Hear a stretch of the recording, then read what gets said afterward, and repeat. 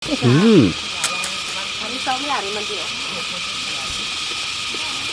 niya. Ma'am, tamis ma'am? Tamis ka siya?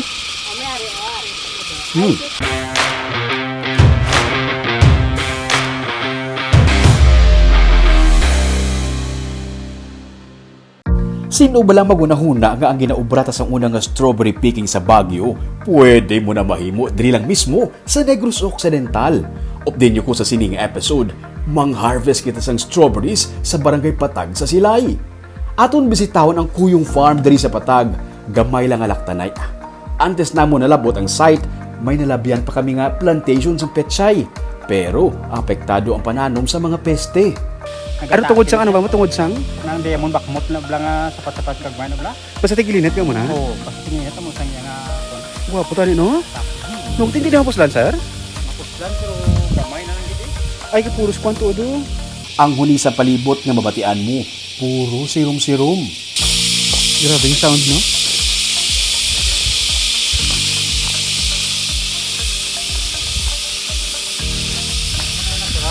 Gani, sir. Para makatabok sa Kuyong Farm, kinahanglan mo ani magsakay sa cable car. Sang una, tagduha ka adlaw antes makalabot ang ilang mga produkto sa Patag proper. Pero karon, minutos na lang bangod sang cable car. Antes kita maglabot sa strawberry farm, aton anay i-enjoy ang view sang kabukiran sang Patag.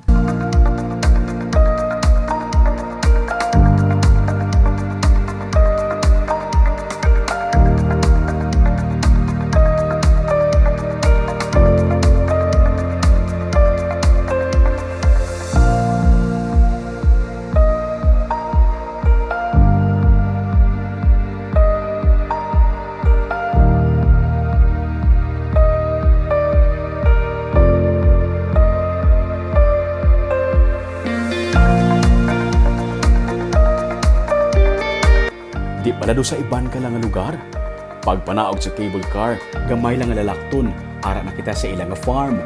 May mga utan, may bag-uga ni harvest nga preska nga mga rabanus, cauliflower kag kamatis, nga daw mansanas kadalagko. Liwat na naman kami nagkitaay ni Rosario Villarenia o kon si Nanay Sario. Pebrero, ang last ko nga bisita sa iya kag sumugod kuno sang Marso, nagasige na sila harvest ng strawberries. Mga masobra man kuno sa 2 ka kilong ilang harvest sa kada adlaw. Ano na po nag-harvest ko dyan sa guwa. Wow. 1.5 kilo. Ang kasunod ko 1 kilo or 3. Every day. Sige na naman, tuloy-tuloy na yan. Oo. Wow, dami. Wow. So, inyo sa dito sa duwa ko nito sa gamay ko. Tapos nag-harvest ko. Bili na lang talbison pa ka. Gani sa ako niwat nga pagbisita, patilawon niya ko sang ginatawag nga strawberry picking. May basket kag may gunting. Ining ako nga mga kinahanglanon sa pagkuha sang mga luto nga bunga sang strawberries. Sa mga panghigaron, masindiin ka lang may mga luto-luto. Nakaitig. Paano ko, nakidalagad ma'am? Ako doon siya na eh. Oo, sige. Paano ko mabalaan nga luto na? Nag-aura ni Sarah. Ano nga pula-pula na? Oo. Pili na siya. Basta magpula-pula na siya. Oo, pula-pula na sa. May harap nga akong daw gamay nga jutay sa puno. Nga mo na, pwede na makuha. So, dapat duga muna gini siya ang itura niya. Biling ma-harvest na niya siya. Sakto ni pagutod ko ma'am, Dre? Oo, Sakto na? oo, palaba-laba sa jutay para magkaon ka na yan. Nag-iwatan ka? Oo. Okay. Palaba-laba yung jutay. Para may iyatan ka, magkaon.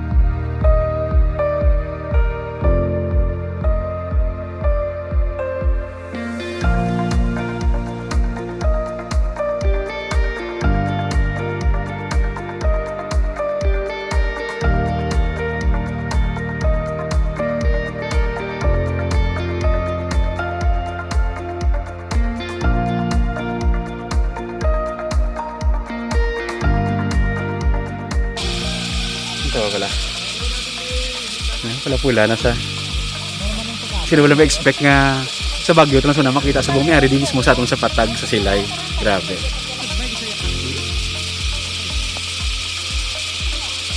Kapoy man eh. Ang kapoy actually yung doko-doko. Ay ka na, may ma-amaze ka kay. Sino wala ma-expect nga may muta na diya. Siguro anong gidya ka namin sa duta sa Patag kag ang climate pero matugnaw nga weather. Ito mo lang yung nila nga mga rason kung nga masarangan niya makatubo sa strawberry diri sa Patag. Hindi man lahog-lahog kasakit sang init kag kabudlay magduko. Do ginapa liwat-liwat ka lang higot sang imo nga shoelace. Sa din sa Bagyo? At nasami sa isaton? Grabe nga isip ko sa chemical. Ayos na ng kunang kagatas, double shake na. Mga restaurant sa Bacolod kag mga resort man diri sa Silay ang nag-order sa kay Nanay Sario. Ang iban kuno nag-order para konsumuhon sa balay. Big time. Ay, damo ko order sa balay, tawag lang. Katawag lang sa inyo. Kala ba na sa order mga restaurant? Mga granon man na kay gina. So mo nila po ining sa Monday 26 ka pack ang iyagya. Isa kapak pila ka kilo? Isa? 250 grams. 250 grams. 26 kapak order ya. 26 ka pack. Para sa kapihan? Ambot na kay ang nagtawag sa amon taga Bacolod man na. Kung mo na gani ang balko ang ara na nga makuha ko sa Monday. Ihatag sa iya. 800 pesos ang kilo sang fresh strawberries. Gina-order ini sa balay kapihan diri sa Patag. Ginakuha lang ini sa mga customer diri sa ila. Kadako kuno sang market pero jutay gid ang supply. Kanami kay ang gina-harvest ko, pwede ko lang marikta timo. Oo. Tingnan mo. Pero ato yung gagmay, mas kalis man yung gagmay bro. Tamis man. May araman tamis, may araman asbong. Sige ba? Sige, tani kaon ba? Style. Style ko na abi. May ambot na yari diya. Dako yaw, ako na ako. Hmm. Ang isang yari man diya. Ngunit niya? Ma'am, tamis ma'am? Tamis ko siya. Sa Subong, may malapit sila sa 10,000 ka mga puno sang strawberry si Nanay Sario. Ini naging posible pinaagi sa bulig sang Ikaw Ako Foundation nga isa ka Japan-Philippines Partnership for Environmental Protection kag sa bulig man sang Department of Agriculture. Plano ni Nanay Sario nga makatanom sang 20,000 man lang tanan ka mga puno sang strawberries sa katapusan sang sini nga tuig. Kung ikumpara kuno abi sa utan, mas dako ang income sa strawberries kay sa kada bulan kaduha siya mag-harvest, pero ang utan naman tagduha ka bulan kag tunga pero tingob man ang makuha niya. Ma'am, kung ikumpara sa utan kag strawberry, mas dako income sa strawberry. Mas nami ang strawberry kay sa isa ka bulan kadua saya magpabunga kami. Oo. Kaya ang utan niya dua ka bulan kag tunga ang maka-harvest kami. Ariya pagka-umpisa namon harvest sige-sige. May gap lang kami nga daw 3 months lang nga hindi sa magbunga di kay amo na manglimpyo naman kami. Oo. Pag start naman sang October, umpisa naman na sa bunga. Sa karon, may napulo na sila ka mga miyembro nga nagapananom sang strawberries kay gintagaan niya man sang mga similya. Hindi man basta-basta kuno ang pagpatubo sang strawberries kay sensitibo ilabi na subong nga summer. Makaduha ka beses niya ini ginabunyagan sa kada adlaw. Para sa iya, ang pagtanom kag atipan sang strawberries do parehos lang sa pagpalako sang bata. Kinahanglan mo alagaan, kantahan, istoryahon para maghatag sang manami nga bunga. Isa pa nga buhi with strawberry. Ay grabe man pagatipan mo sir kay kung napabayan mo ng tanom, abi mo kung sa dabuang man ka nakagalibot ka pag bag-o magsunod nga tray ko tapos jagap mo niya kanta-kanta. Ginakantahan mo, ma'am? Oo sir, sa pagkamatuod niya ginakantahan ko. Tuod ka? Mag-pray magsunod sa akin nga ginakantahan. Di ba manilag dapat ginustorya mong tanong? Oo, istorya mo nga para nga nami lang kay way labot gahatag sa among similya damo, gahatag pa sa bunga sa amon nami. Basta gina-istorya mo.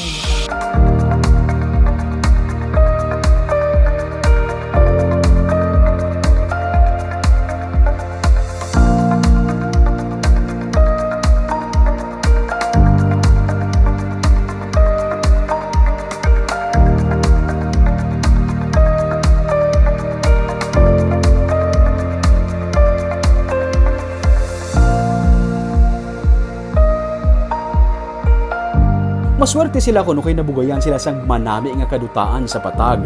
Gani bilang mga mangunguma, dako gid ang ilang paghalong sa kun ano ang may-ara sila para may matamis man nga i-harvest ang ila pagid nga mga kaapuhan. Parehos katamis sang ilang strawberries. Sa July, magasukat na nga isa ka tuig ang ining strawberry farm diri sa Patag. Pero wala pa sila mag-isa ka tuig, amo na sila tapos sa ilang produksyon. Plano ni Nanay Rosario nga antes magtakop ang tuig, mayaran na sila sang 20,000 tanan ka mga puno sang strawberries. Imagine na wala. Kung luyag nyo maging updated sa mga episodes ng Tripping ni Ruming, please follow our Facebook page and YouTube channel, Digicast Negros. Ululupod kita sa pagbangon. Ako si Romeo Subaldo kag ini ang Tripping ni Ruming!